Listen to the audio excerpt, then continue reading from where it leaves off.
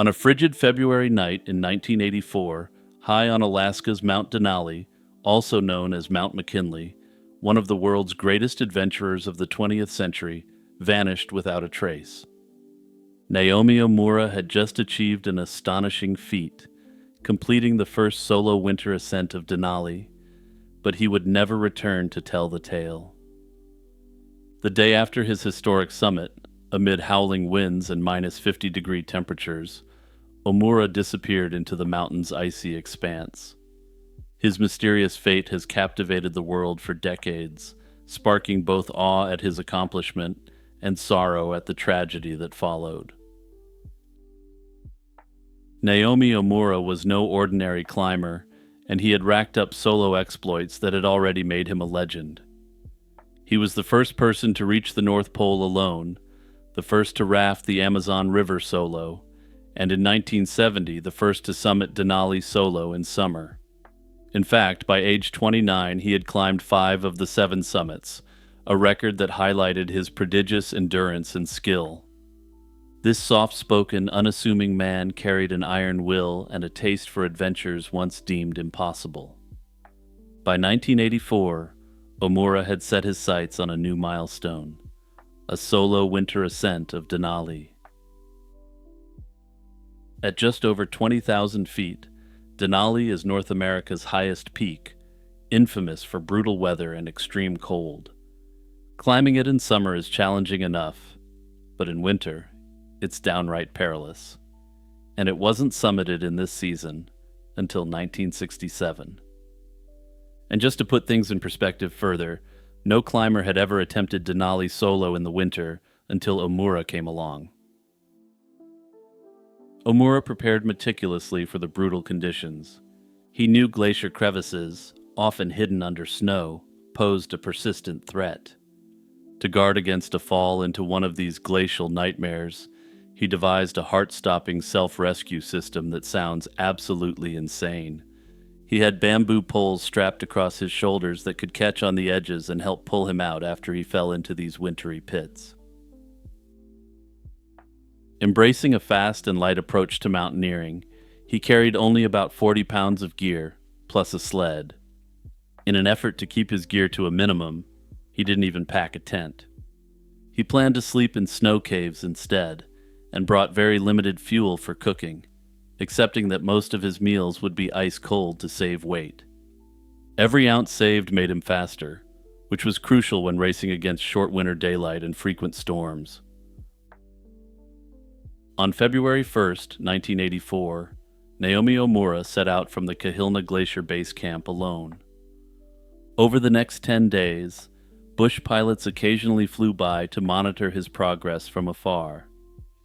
They watched as he steadily ascended Denali's West Buttress route, but were ultimately powerless to do anything if they noticed trouble. The climb was grueling, with waist-deep snow in parts and steep ice slopes, and with temperatures so low that exposed skin could freeze in seconds. Despite periodic storms blasting the higher elevations, Omura methodically worked his way upward, caching some supplies along the route to lighten his load. He passed the 14,000-foot mark and climbed into the mountain's thin-aired upper reaches, inching closer to his goal with each step.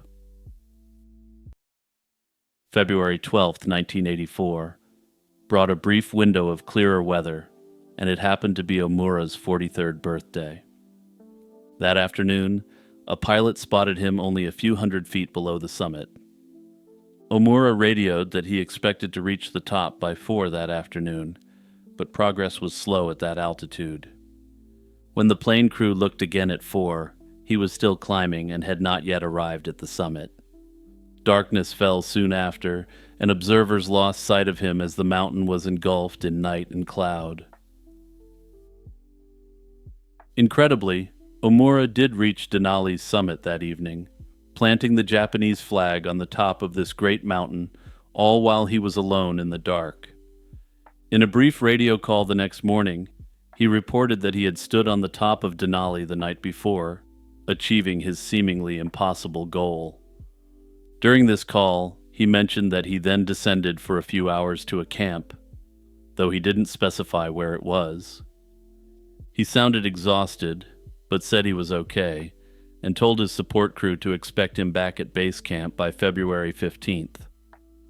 Unfortunately, that would be the last time anyone ever heard his voice. After that morning radio contact, Omura continued his descent, but the weather took a sharp turn.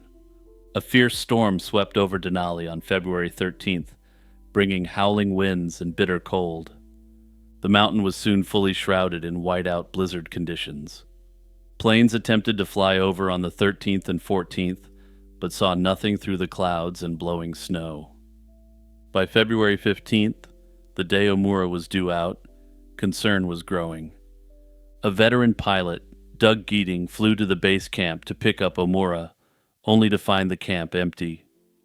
Geating searched the mountain from the air, but saw no sign of the climber on the route. Turbulent winds still battered the upper ridges, so Geating suspected Omura was hunkered down in a snow cave high up, waiting for the storm to blow over. On the morning of February 16th, Geating made another aerial search with a fellow pilot. This time he glimpsed what looked like a person popping out of a snow cave and waving, and he was convinced it was Omura. They had agreed before the climb that if Omura needed rescue, he would make frantic signals, so the calm wave meant he wasn't in critical distress. Relieved by this sighting, officials decided to hold off on a risky rescue attempt. The winds were still far too dangerous for a helicopter to get anywhere near that altitude, and they didn't want to insult Omura's self-reliant ethos by sending a team up prematurely. After all, if they sent a helicopter up to rescue him, his first solo winter summiting would forever be marked with an asterisk. All they could do was wait for the weather to improve, trusting in the climber's extraordinary resilience and ability. Bad weather persisted until February 19th, keeping search aircraft largely grounded. During a brief flyby, pilots spotted Omura's abandoned snowshoes at around 14,000 feet. This is where he had left them on the way up, intending to take them back for his journey down. This find bolstered hope that he was still sheltering somewhere above, enduring on his meager supplies until he could safely continue. At last, on February 20th, the storm finally broke, and his team decided it was time to take drastic action. Search planes immediately scoured the mountain in the clear morning light. They traced the entire route from base camp to summit multiple times, but found no movement, no fresh tracks, no trace of Omura.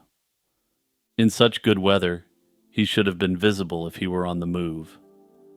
The fact that he was absolutely nowhere to be seen was a grim sign. That day, the National Park Service launched a ground search, and a helicopter ferried 2 mountaineers to the 14,000-foot level to look for Omura. They climbed up to about 16,000 feet and discovered a snow cave that Omura had used on his ascent. They even spotted the Japanese flag Omura had planted on the summit in the distance, confirming his historic climb, but of the man himself there was still no sign. Soon after, another heavy storm swept over Denali, frustrating the search once more. Days passed with no further clues, and on February 26th, authorities reluctantly called off the search. Naomi Omura was officially declared missing, presumed deceased, and the mountain had claimed one of history's most daring explorers. The exact circumstances of Omura's demise remain uncertain, but climbers and experts have pieced together likely scenarios. One leading theory is that he fell during his descent. One stretch on the west buttress, a steep wall of ice and snow, is extremely treacherous, especially in winter. A single misstep or a sudden gust could have sent Omura plunging into a glacial pit or over an edge, his body quickly buried by drifting snow. If that happened, it's no surprise the search teams found no trace of him, since there'd be no meaningful way to locate him, let alone recover his body. Another possibility is that Omura succumbed to exposure high on the mountain. He had summited very late and was already exhausted when last heard. It's conceivable he was overtaken by the ferocious cold and wind near Denali Pass, or even closer to the summit before he could get to lower elevation. If he couldn't find or reach a shelter in the whiteout, hypothermia could have set in rapidly. Notably, some have questioned whether the February 16th sighting was real or if the pilot had fallen for a visual trick. Notably, searchers later found some of Omura's gear around 17,000 feet, near one of his high camps. This suggests he had cached or abandoned equipment to lighten his summit push. In the chaos of descending during the storm, Omura might have missed the cache with his warmer gear and unintentionally passed it. This would have left him with subpar shelter and resources when he needed them most. In that weakened state, even a small incident could have claimed his life. Ultimately, whether by a fall or by extreme weather, Naomi Omura met his end on the icy slopes of Denali. His disappearance shook the climbing community and his nation. In Japan, where he was already a national hero, Omura was posthumously awarded the People's Honor Award for his achievements. To this day, over 4 decades on, Omura's body has never been found. In the early hours of August 26, 2006, an eerie scene awaited at a remote fire lookout cabin in the forests of Alberta in Canada. A pot of water was left boiling on the stove, its owner nowhere to be found. Outside on the wooden steps, investigators noted what appeared to be a smear of blood, a silent testament that something had gone terribly wrong. This was the home of 70-year-old Stephanie Stewart, a veteran wildfire spotter stationed alone atop the Athabasca Lookout Tower near Hinton. That morning, Stephanie had vanished without a trace, leaving behind only unsettling clues and a mystery that has endured for nearly 2 decades. Stephanie Stewart wasn't a typical 70-year-old by any means, and she appears to have been more active than most people in their 20s or 30s. Friends described her as amazingly fit for her age. She had cycled solo across Canada and summited Mount Kilimanjaro in her late 60s. A mother of one and an avid reader and crafter, Stephanie split her year between winter months in Canmore, a city in Alberta, and summers in the wilderness. For 18 seasons, she worked as a wildfire spotter for Alberta's Forestry Service, and for the last 13 of those years, she returned each spring to the same lookout. This was the Athabasca Tower in William Switzer Provincial Park. There, perched on a high ridge, she lived in a small cabin at the base of a 40-foot observation tower. Every day she climbed the tower ladder to scan the rolling foothills and boreal forest for smoke. It was solitary work, and Stephanie was the only human for miles, but she relished it. On the night of August 25, 2006, Stephanie spoke with family by phone around 9 o'clock, and everything seemed normal. By the following morning, however, alarm bells were ringing. Stephanie failed to make her scheduled radio check-in, a mandatory safety call she reliably made each morning at 8:30 to confirm all was well. When repeated calls to her cabin went unanswered, her supervisor grew concerned. The supervisor tried phoning the lookout several times. Strangely, someone did answer, but each time the receiver was picked up, the person on the other end immediately hung up without a word. After a few such attempts, the line went dead entirely, as if the phone had been unplugged mid-ring. This bizarre phone behavior greatly alarmed Stephanie's supervisor, who knew she was always dutiful with communications. Fearing the worst, he drove out to the Athabasca Tower site that morning.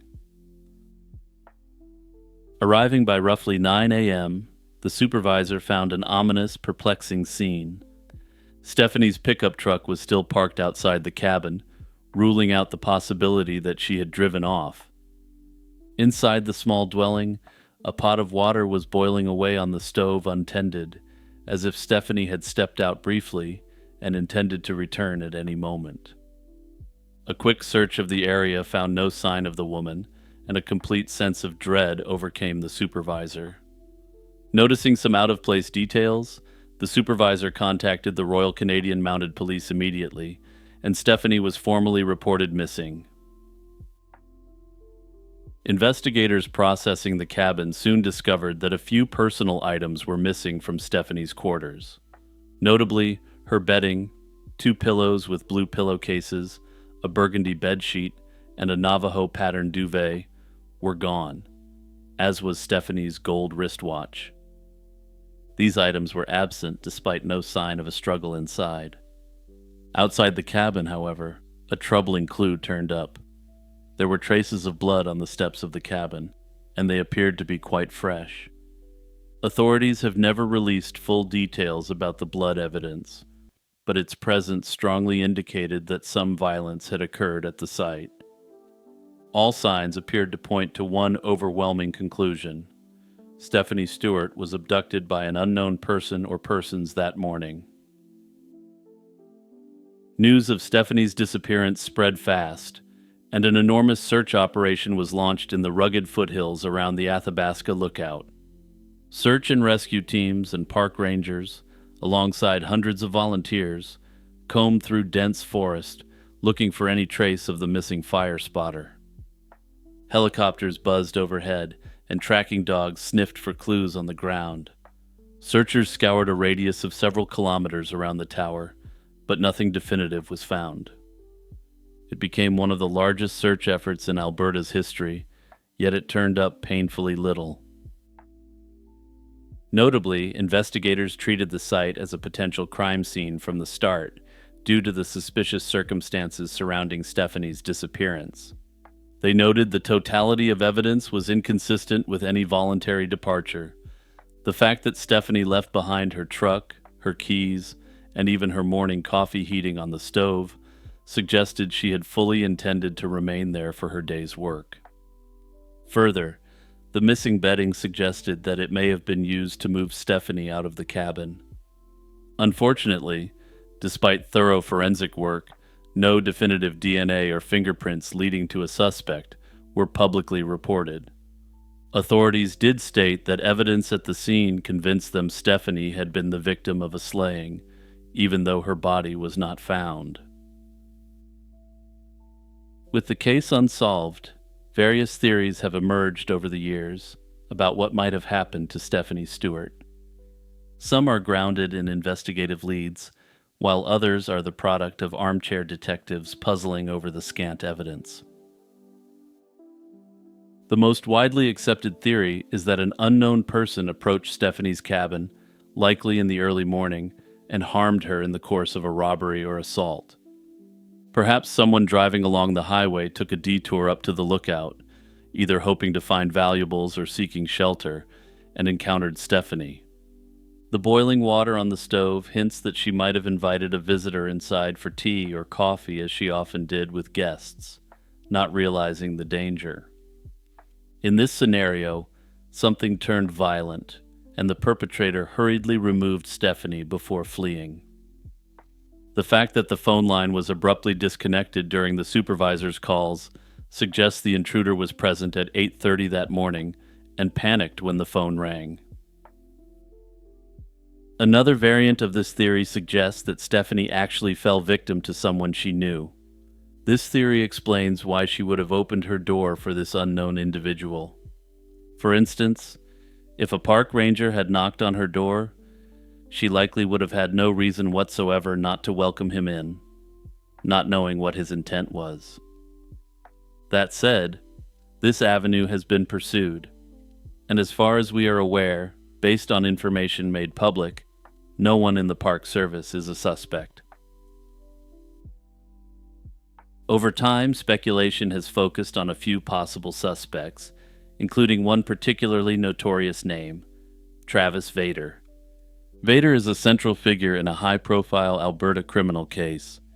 In 2010, he slew an elderly couple during a robbery, then burned their RV and hid their bodies in the wilderness.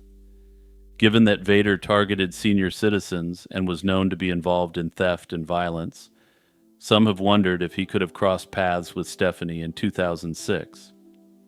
Investigators noted that Vader was apparently in the vicinity of Hinton around the time Stephanie disappeared, fueling theories of his involvement. However, it's crucial to stress that Vader has never been charged or officially linked to the Stewart case. The Vader theory remains speculative, possibly a case of criminal coincidence, but it highlights the kind of human predator who could have been responsible. Notably, because Stephanie was in the wilderness, some initially wondered if a bear or other large animal could have attacked and dragged her away. This idea was thoroughly investigated and dismissed as the authorities found zero signs of an animal encounter. Further, a bear, for instance, wouldn't carefully unplug a phone or remove bedding to cover its tracks. That's just not what bears do, since they aren't worried about covering up their transgressions or whether a jury will convict them for a crime.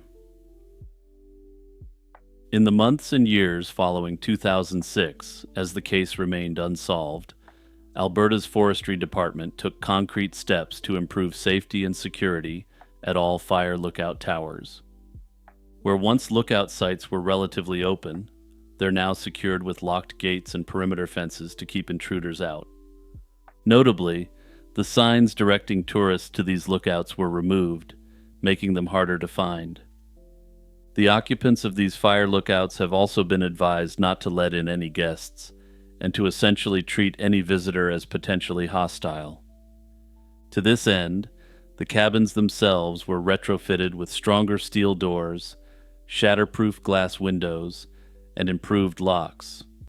Notably, brush and trees around each site were cleared to eliminate hiding spots and give workers a clear line of sight when someone approaches. At present, no trace of Stephanie Stewart has ever turned up, and her case remains a chilling national park mystery. Hey everyone, Jimmy here, just taking a moment to give a big shout out to everyone who watches and listens to my content, and in particular the YouTube members and patrons. Also, don't forget to hit that share button and send this video to your friends or family members. On a cold December night in 1975, a young Texas woman named Pepper Reed said her goodbyes to family after the Christmas holiday. She was 23 years old and visibly pregnant, excitedly talking about the baby she would soon welcome. Pepper told her family she planned to move to California with her boyfriend, a decision that, at the time, seemed like the start of a new adventure. But that winter farewell would tragically be the last time anyone in her family ever saw her.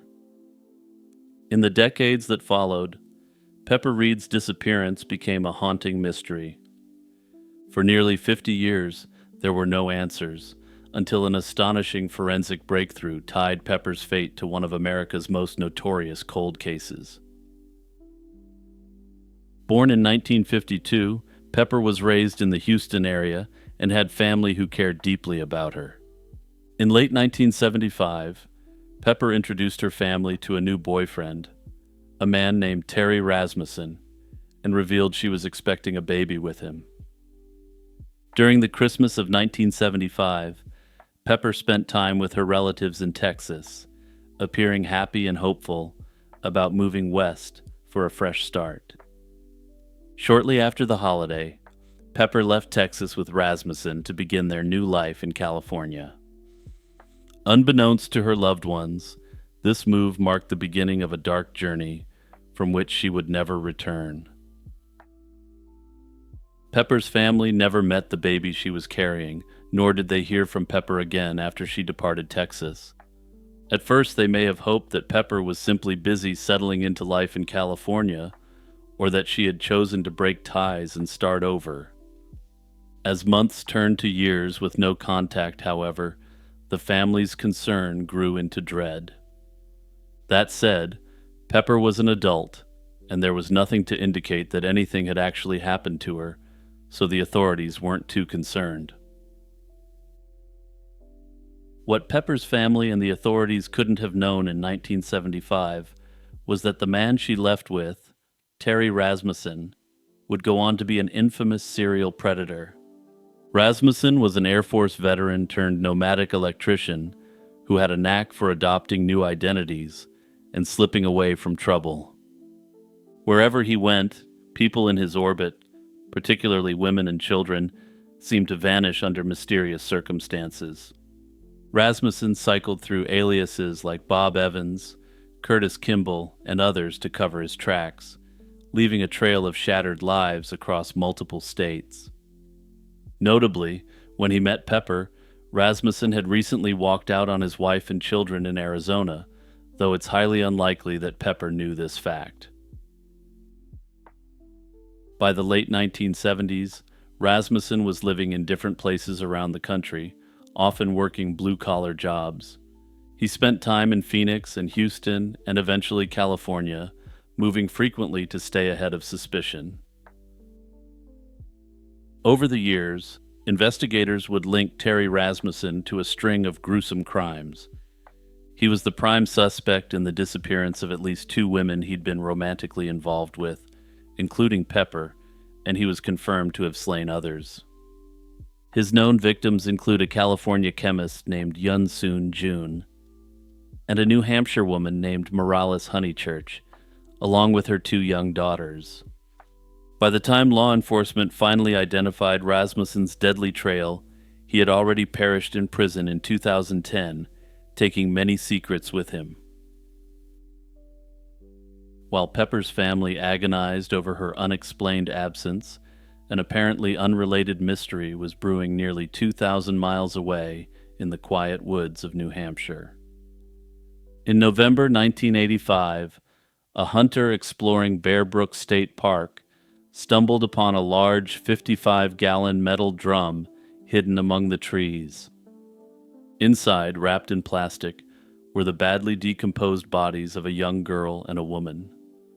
The case went cold for years, and then, 15 years later, in May 2000, a shocking second discovery was made.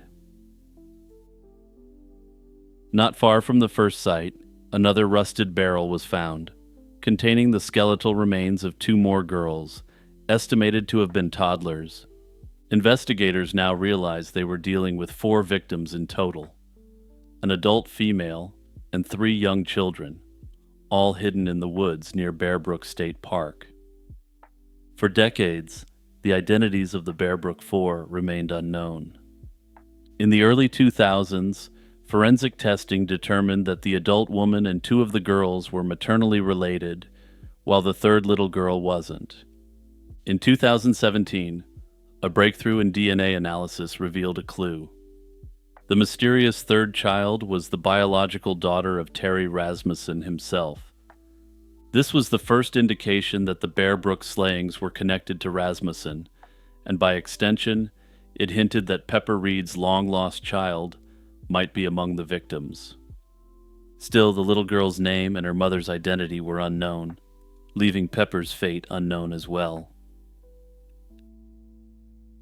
Meanwhile, the other 3 victims in the barrels were eventually identified through genetic genealogy in 2019.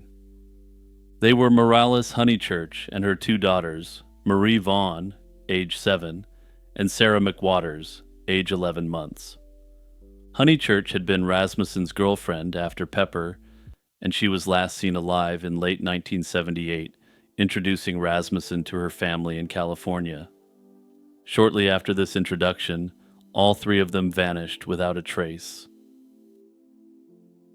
By 2023, nearly 40 years had passed since Pepper Reed disappeared, and one of the Bear Brook children was still unidentified. The New Hampshire Cold Case Unit, working with nonprofit DNA sleuths, again turned to genetic genealogy to crack the case. Advanced DNA testing had already confirmed the little girl's paternity, so genealogists needed to find her mother. Using samples from the child's remains, they combed through distant cousin matches and built a massive family tree of about 25,000 people stretching back centuries. It was an investigative needle in a haystack, but finally the persistence paid off. Researchers hit upon an old obituary from 2005 that mentioned a surviving daughter named Pepper Reed. This was the eureka moment that the investigators had been hoping for. The family line in the obituary matched the genetic profile of the unknown child, and the team realized that Pepper Reed had to be the missing mother they were looking for. With Pepper identified as the mother, detectives rapidly searched birth records in California during the mid-70s. Sure enough, there was only one baby girl born at the right time with a mother named Reed and a father named Rasmussen. In Orange County, California, a birth certificate from 1976 revealed a baby named Rhea Rasmussen, daughter of Terry Rasmussen and Pepper Reed. Rhea had been born in early 1976, which fits the timeline of Pepper's pregnancy when she left Texas. Sadly, Rhea only lived a short life, and the authorities believe her father ended her life sometime in the late 70s. With all the other victims of the Bear Brook slayings identified, Pepper Reed's whereabouts remain the final troubling question. Authorities now believe Pepper likely met the same fate as her daughter, but they have yet to find her body or definitive proof. Pepper was last seen alive in California in the late 1970s after moving there with Rasmussen. It's presumed that she was slain sometime after her daughter's birth in 1976 and before Rasmussen resurfaced with new victims in 1978. One prevailing theory is that Rasmussen quickly eliminated Pepper to gain full control of baby Rhea and took the toddler with him when he entered a relationship with Honeychurch. Under this theory, it's thought that he manipulated at least one woman by tricking her into thinking he was a widower single dad who was raising his daughter on his own.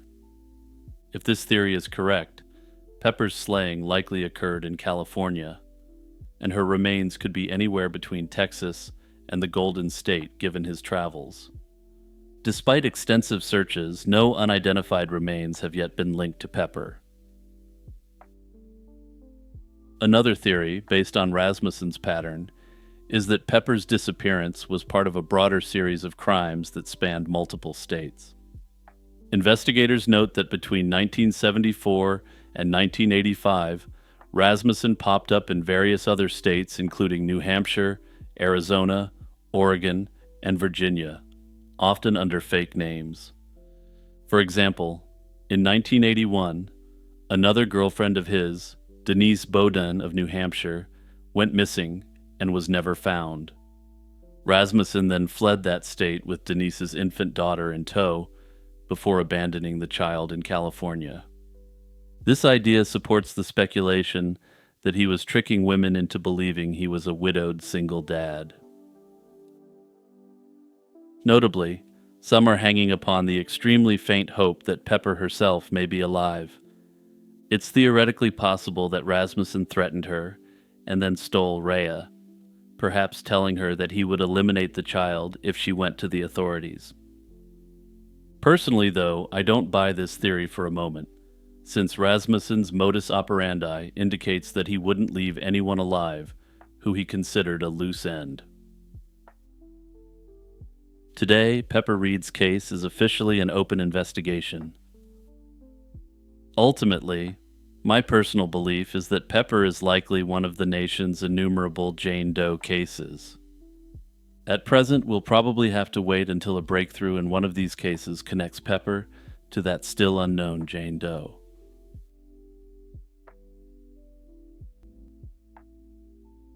Legend says that on quiet Baltic mornings, faint church bells echo from beneath the waves. These are the bells of Veneta, a fabled city of unmatched wealth that vanished beneath the sea. Often dubbed the Atlantis of the Baltic, Veneta was said to be a magnificent port metropolis overflowing with riches. Surprisingly, however, modern research has found ample evidence to suggest that this was actually based upon a real trade city that once existed in the region. Stories describe its churches with golden bells and windows studded with jewels, and markets where nothing rare or desirable was missing. But this prosperity bred arrogance and sin. According to the traditional tale, the people of Veneta grew morally corrupt and boastful, defying divine law with their decadent lifestyle. In punishment, a great flood or tempest struck in a single day, dragging the entire city to the bottom of the Baltic Sea. Folklore also adds an additional eerie detail to Veneta's fate.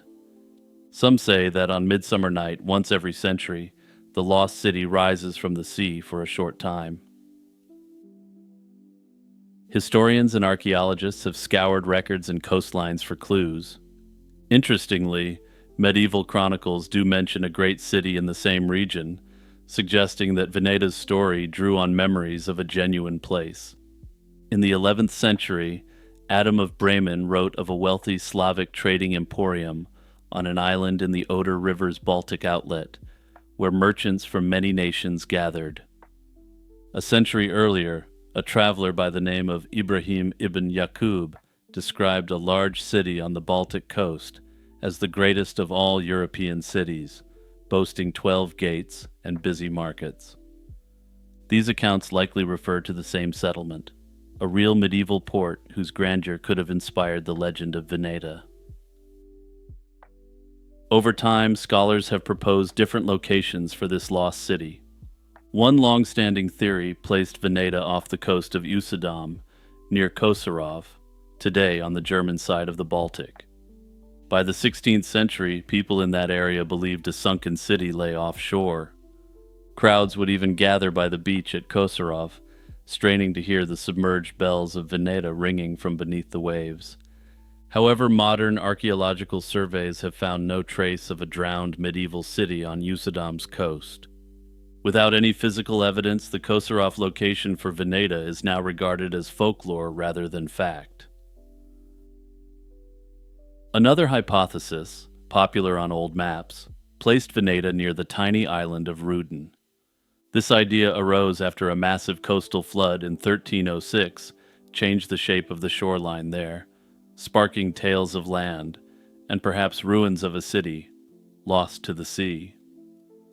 Like the Kosorov tale, however, the Rudin story is now considered a later legend, since again, no evidence has been found to support such a city on this now tiny island. By contrast, the strongest historical evidence points to Wolin, a large island at the Oder estuary, now in northwestern Poland, as the true basis for Veneta. Wolin was known in medieval texts by names like Julin, and some suggest it was even the legendary Viking base of Jomsborg. Further, it fits the geographical description of Adam of Bremen's wealthy port in the exact same region. This theory gained dramatic support from archaeology. Beginning in the 1930s, excavations in and around the modern town of Wolin uncovered the remains of a vast 9th to 12th century settlement. Archaeologists found fortifications, workshops, imported luxury goods, and a network of harbor installations. These facts all indicated that Wolin was indeed a major Baltic trading center in the early Middle Ages. The town reportedly stretched for several miles along the shore and housed thousands of inhabitants, making it one of the largest cities in northern Europe at its peak. Importantly, Wolin's historical trajectory aligns with Veneta's legendary rise and fall. The real Wolin prospered until the 11th century, when it suffered destruction at the hands of Danish invaders and subsequently declined. After about 1200, the once great port of Wolin had largely collapsed, effectively lost, until its ruins were studied centuries later. This makes Wolin the leading contender for the factual core of the Veneta legend. The basis of the Veneta myth may have been invented by contemporaries who struggled to explain the desolation of this once grand trading metropolis on the Baltic Sea. Under this theory, over time, additional elements were added to the story, combining then-current religious sensibilities with the mythology of Atlantis. Further, some historians have proposed that there may be a connection between the name Veneta and the name Volin. Notably, the names do appear quite similar, which is another factor that has led to this belief. In scholarly opinion today, Veneta is best understood as a later legendary name for the historical early medieval city at Volin. While the story of Veneta's destruction is taken to be a myth, it definitely appears to have a strong basis in historical reality. Veneta's enduring appeal comes from the interplay between its mythic allure and historical grounding. As legend, it is a dramatic parable about hubris, a splendid city cursed and submerged for its people's sins, with only ghostly bells and rare reappearances to remind the world of its fate. In the end, the lost city of Veneta lives on in two forms. One is the enchanting legend, a sunken Baltic Atlantis that fires the imagination and warns of the perils of unchecked pride. The other is the historical investigation, the careful gathering of clues about medieval trade centers, floods, and conquests along the Baltic coast. The true story behind Veneta may never be fully confirmed until some unmistakable ruins are found, but the process of exploring the truth is part of the fascination with this mystery.